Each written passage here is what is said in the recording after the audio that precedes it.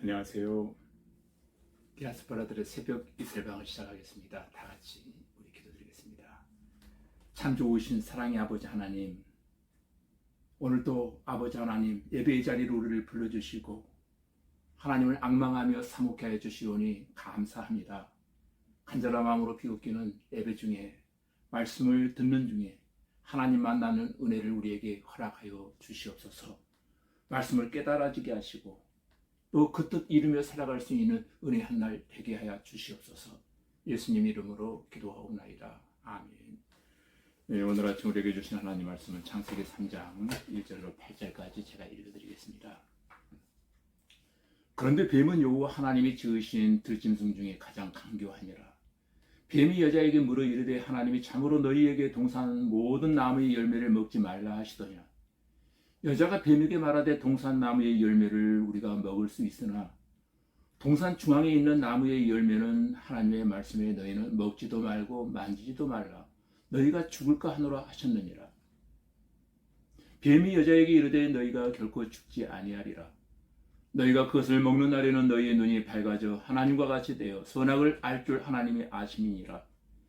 여자가 그 나무를 본즉 먹은직도 하고 보암직도 하고 지혜롭게 할 만큼 탐스럽기도 한 나무인지라. 여자가 그 열매를 따먹고 자기와 함께 있는 남편에게도 주매 그도 먹은지라. 이에 그들의 눈이 밝아져 자기들이 벗은 줄을 알고 무화과 나무의 잎을 엮고 치마로 삼았더라. 그들이 그날 바람이 불 때 동산에 거니시는 여호와 하나님과 소리를 듣고 아담과 그의 아내가 여호와 하나님의 낯을 피하여 동산 나무 사이에 숨은지라. 아멘. 방금 읽어드린 창세기 3장 1절로 8절 말씀을 통해서 제 기온과 인류의 타락이라는 주제로 하나님의 말씀을 강론하려고 합니다. 이 시간 하나님의 말씀을 강론할 때 하나님의 말씀에 대한 깊이와 넓이가 깨달아지고 이 말씀 앞에 우리 모두가 거룩으로 응답되어지는 귀한 날 되어지기를 주님의 이름으로 축복합니다. 여러분, 창세기 3장 1절에는 가장 강교하다 일컬어지는 뱀이 하와를 유혹했습니다. 그래서 사단이 뱀에게 들어가게 되고 뱀을 이용하여 하와를 유혹한 사건이 일어납니다. 사탄은 공격할 때 하나님의 말씀을 늘 왜곡하곤 했습니다. 하나님이 참으로 너희에게 동산 모든 나무의 열매를 먹지 말라 하시더냐? 하나님 말씀에 대한 의문점을 갖게 합니다. 그리고 말씀에 불순종하여 말씀을 왜곡하게 만듭니다. 사탄에게 결국 인간은 넘어가 버리고 만 것입니다. 오히려 하나님의 말씀에 불순종하면 너희의 눈이 밝아져 하나님과 같이 된다라고 했습니다. 그래야 아담과 하와는 선악과를 따먹게 되었고 영적으로 눈이 어두워져 버렸고 에덴 동산으로부터 쫓겨나게 되었습니다. 행복이라 일컬어지는 에덴에서 나오게 되었다는 겁니다. 오늘 읽은 창세기 3장은 우리 인류가 온죄와 사망에 처하게 되는 너무나도 불행한 사건이 나오기도 하지만 왜 인간이 타락하고 왜 인간의 죄악과 사망이 어떻게 이 땅 인간에게 들어오게 되었는가를 말해주고 있습니다. 아주 중요한 말씀이 나와 있습니다. 아담의 불순종은 인류를 대표한 것입니다. 아담이 대표적으로 불순종한 것이 나의 불순종이 되어지고 말았다는 것입니다. 아담이 죄인 되어서 우리도 다 죄인이 되어진 것입니다. 이것은 대단히 중요한 원리인데 신학적으로 이것을 대표성의 원리라고 말하곤 합니다.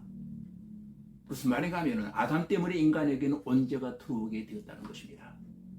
그러니까 아담도 대표자이고 그리스도 예수님도 대표자가 되십니다. 여러분, 아담은 온 인류의 대표자로서 그의 범죄는 온 인류에게 전가되었습니다. 그리고 예수 그리스도의 보혈의 공로는 하나님에게 택함받아 예수님을 믿는 모든 자에게 은혜와 구원과 영생이 전가된 것입니다. 오늘 9절 말씀을 보시면 하나님께서 범죄한 아담을 찾아오셨습니다. 그런데 아담은 숨었습니다. 하나님을 피한 것입니다.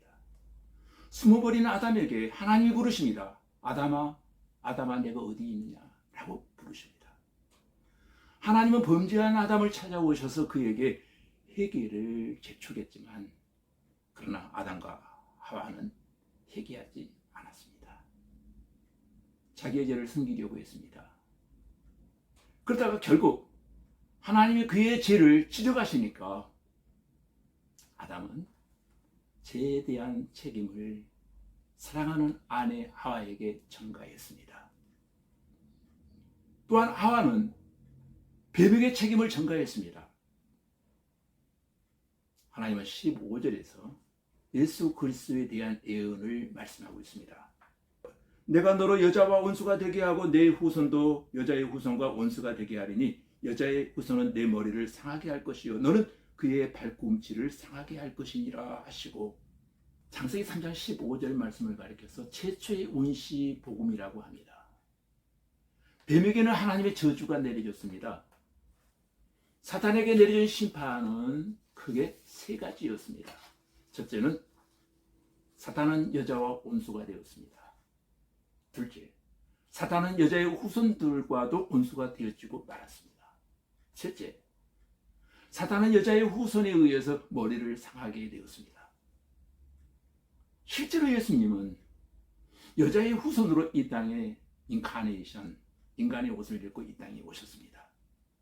사탄은 십자가에서 예수님의 발꿈치를 상하게 함으로써 예수님에게 일시적인 상처를 입혔습니다.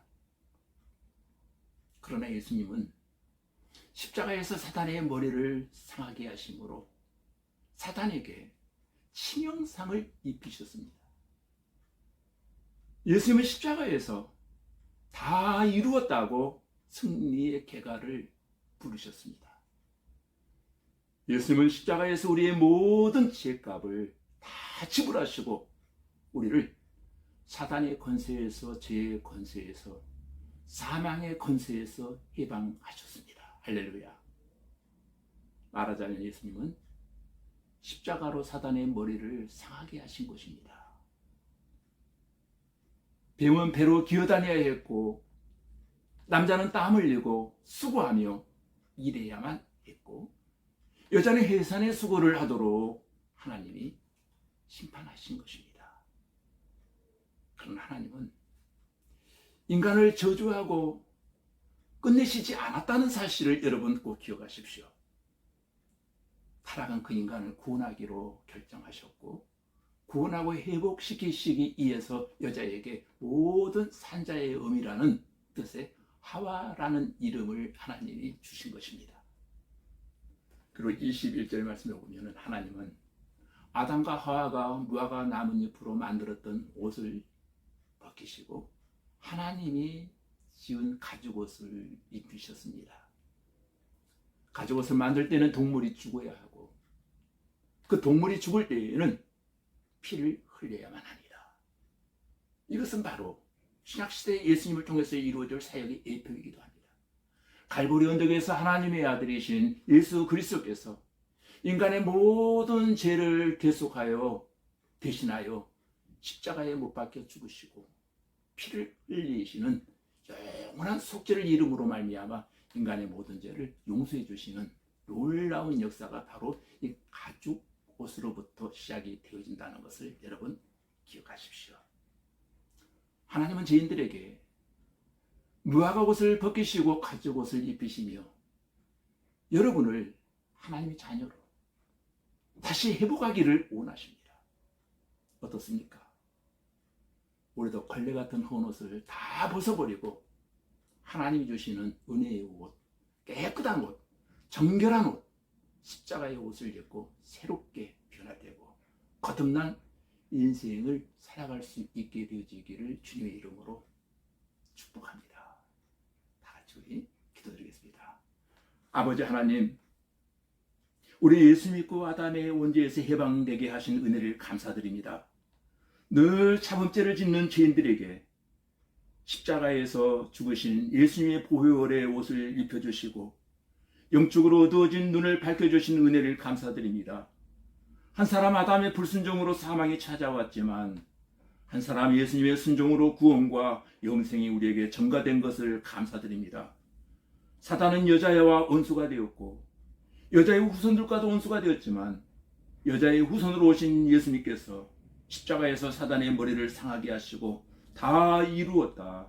승리의 계가를 부르신 주님을 찬양합니다. 경배합니다.